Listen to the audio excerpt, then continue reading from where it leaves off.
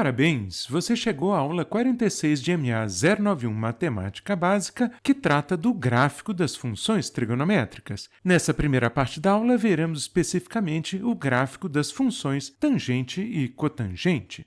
Comecemos apresentando uma interpretação geométrica da tangente, mas ainda na circunferência unitária. Aqui está um desenho do primeiro quadrante, sobre o qual desenhei um quarto da circunferência unitária. Repare que o raio dessa circunferência, como o próprio nome diz, é sempre igual a 1.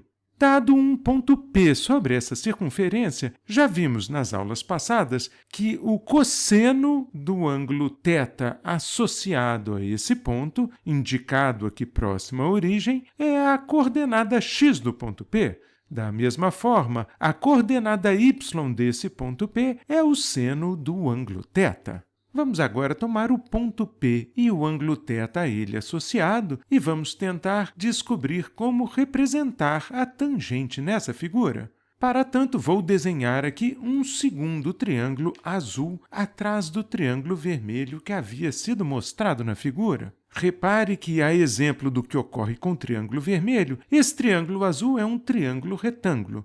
Note, entretanto, que a base dele agora é um cateto de medida 1 unidade, que corresponde ao raio da circunferência unitária.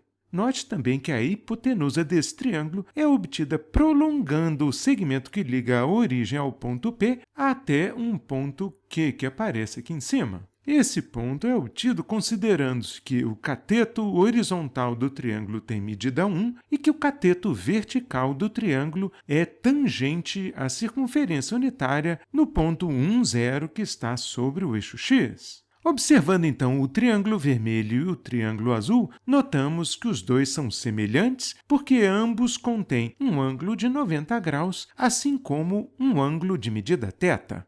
Dada então a semelhança entre esses dois triângulos, o azul e o vermelho, podemos estabelecer uma relação entre as medidas dos seus lados.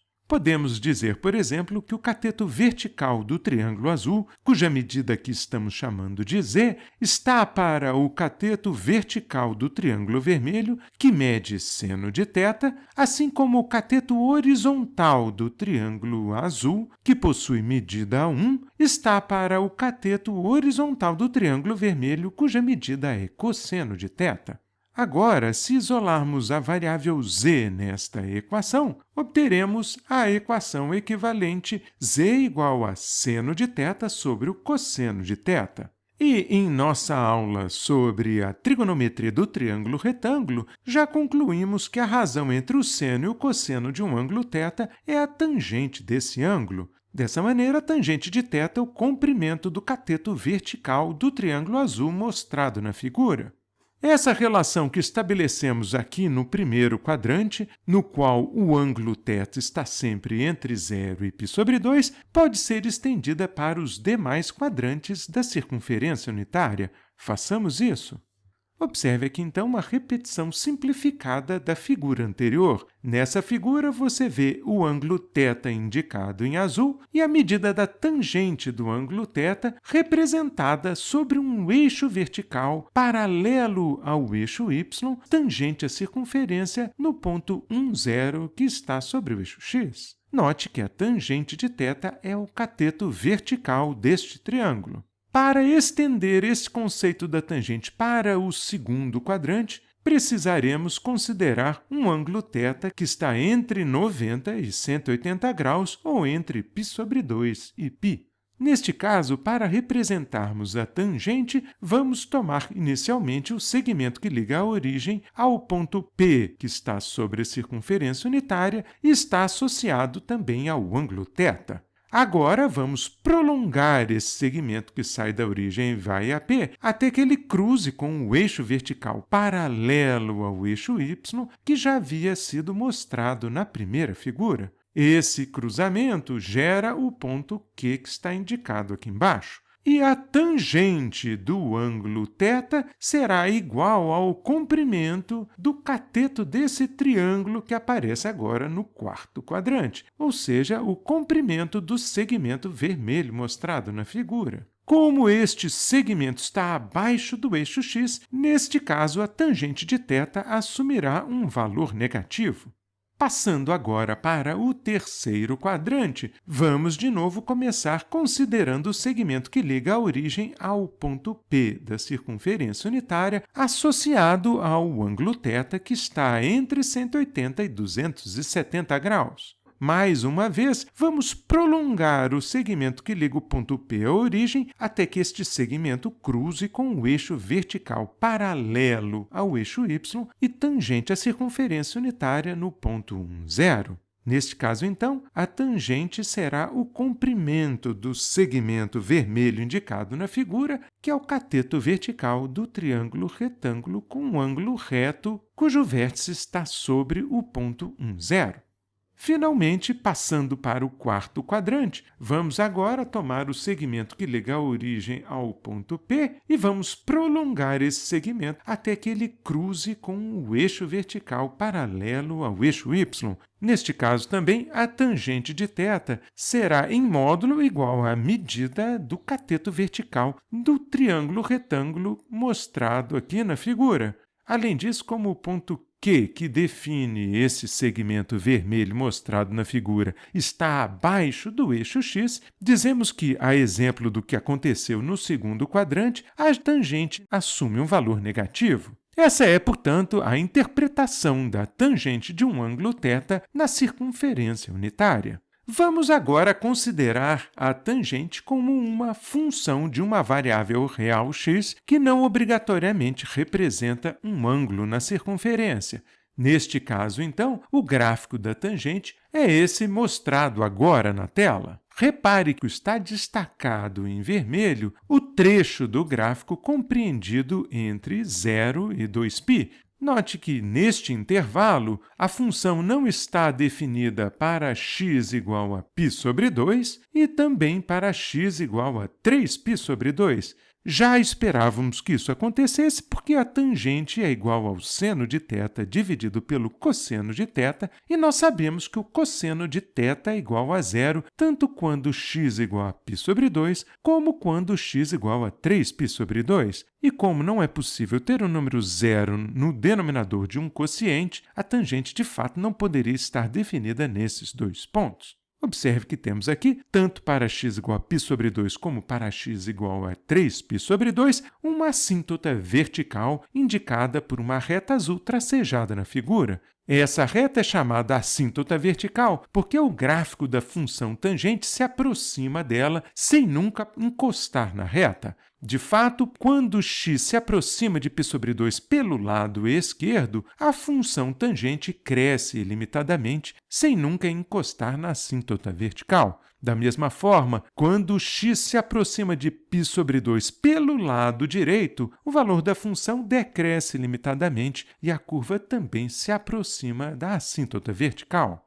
Estendendo o gráfico do intervalo que vai de 0 até 2π para todo o eixo real, obtemos as curvas mostradas em verde e vermelho nessa figura. Resumindo, então, aquilo que observamos no gráfico, notamos que o domínio dessa função inclui todo o x real, desde que x seja diferente de π sobre 2 mais nπ, ou seja, π sobre 2, 3π sobre 2, 5π sobre 2, 7π sobre 2 e assim sucessivamente, bem como menos π sobre 2, menos 3π sobre 2 e assim sucessivamente. Note também que a imagem da função tangente é composta por todos os valores reais, ou seja, todos os valores sobre o eixo y estão associados a ao menos um valor de x no domínio. Note também que o período dessa função é igual a π, a distância entre duas dessas assíntotas verticais, e temos descontinuidades naqueles pontos que foram excluídos do domínio. Isso, então, é aquilo que precisamos saber sobre o gráfico da função tangente. Podemos, então, passar para o gráfico da função cotangente. Para analisar a função cotangente, começaremos trabalhando na circunferência unitária. Repare aqui, então, nessa figura que temos um triângulo vermelho cuja hipotenusa mede 1 e está associada ao ponto P sobre a circunferência unitária. Note também que o cateto vertical desse triângulo vermelho tem medida igual ao seno de θ, a coordenada y do ponto P, e o cateto horizontal desse triângulo vermelho tem medida igual ao cosseno de θ, que é a coordenada x do ponto P. Agora, para representarmos a cotangente na circunferência unitária, tomaremos o triângulo azul mostrado atrás do triângulo vermelho, cujo cateto vertical tem comprimento 1, ou seja, cujo cateto tem comprimento igual ao raio da circunferência. A esse triângulo azul, associamos o ponto Q, que está aqui na interseção entre a hipotenusa e o cateto horizontal do triângulo, e denominamos de Z o comprimento do cateto horizontal, ou seja, do segmento horizontal que liga o ponto Q ao eixo Y. Agora, percebendo que os triângulos vermelho na frente e azul atrás são semelhantes, podemos mais uma vez estabelecer uma relação entre os lados desses triângulos. E essa relação indica que o comprimento do cateto horizontal do triângulo azul, cuja medida é Z, está para o comprimento do cateto horizontal do triângulo vermelho, cuja medida é cosseno de θ, assim como a medida do cateto vertical do triângulo azul, que é igual a 1, está para a medida do cateto vertical do triângulo vermelho, que mede seno de θ. Isolando então z nessa equação mostrada no slide, obtemos z igual ao cosseno de θ sobre o seno de θ, que sabemos corresponder à cotangente do ângulo θ. Repare então que a cotangente do ângulo θ nada mais é do que a medida desse lado horizontal do triângulo azul mostrado nessa figura. Vamos agora estender esse conceito da cotangente para outros quadrantes. Para tanto, reproduzir aqui o triângulo que nós vimos no slide passado. Note aqui nesse triângulo o ângulo θ, indicado próximo à origem, o ponto P, que definia esse ângulo, e o ponto Q associado à medida da cotangente. E para definir a cotangente, note que desenhamos um eixo horizontal paralelo ao eixo x e tangente à circunferência unitária no ponto 0,1. Agora, vamos estender a cotangente para o segundo quadrante. Para tanto, tomamos o segmento que liga a origem ao ponto P, associado a um ângulo θ do segundo quadrante, ou seja, um ângulo entre 90 e 180 graus, e estendemos esse segmento até que ele cruze com o eixo horizontal paralelo ao eixo x. O ponto de cruzamento desse segmento azul com o eixo é o ponto Q mostrado na figura. Agora, repare que a medida da cotangente em módulo é igual ao cateto horizontal do triângulo mostrado nessa figura. E como este ponto Q está à esquerda do eixo y, dizemos que a cotangente no segundo quadrante assume sempre um valor negativo. Não é difícil estender esse conceito da cotangente ao terceiro e ao quarto quadrantes. Você pode fazer isso usando sempre este mesmo eixo horizontal paralelo ao eixo x que eu desenhei nessas duas figuras. Vamos agora, então, representar a função cotangente não sobre a circunferência unitária, mas com relação a uma variável x que agora não obrigatoriamente representará um ângulo. Essa representação é dada pelo gráfico dessa figura. Note mais uma vez que o trecho do gráfico para x compreendido entre 0 e 2π é mostrado em vermelho. Perceba que o gráfico da cotangente tem algumas semelhanças com o gráfico da tangente. Uma dessas semelhanças é a presença de assíntotas verticais associadas às descontinuidades do domínio.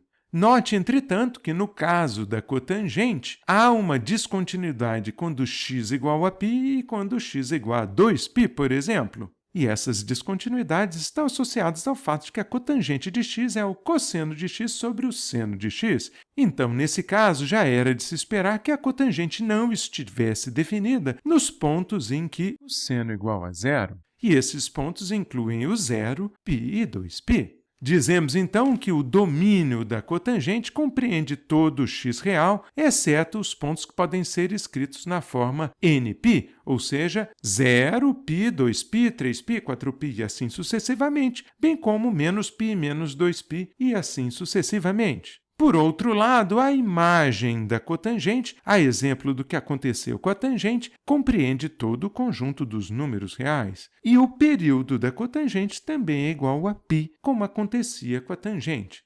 Mas uma diferença significativa entre a tangente e a cotangente é que, no caso da cotangente, em cada intervalo de comprimento π compreendido entre duas descontinuidades, o gráfico é uma curva sempre decrescente, enquanto no caso da tangente, se você percebeu bem, o gráfico era sempre crescente. Vimos então a representação geométrica da tangente e da cotangente, tanto na circunferência unitária como no plano cartesiano, considerando que x representa uma grandeza qualquer, não simplesmente um ângulo. Na próxima parte da aula, veremos os gráficos das funções secante e cossecante.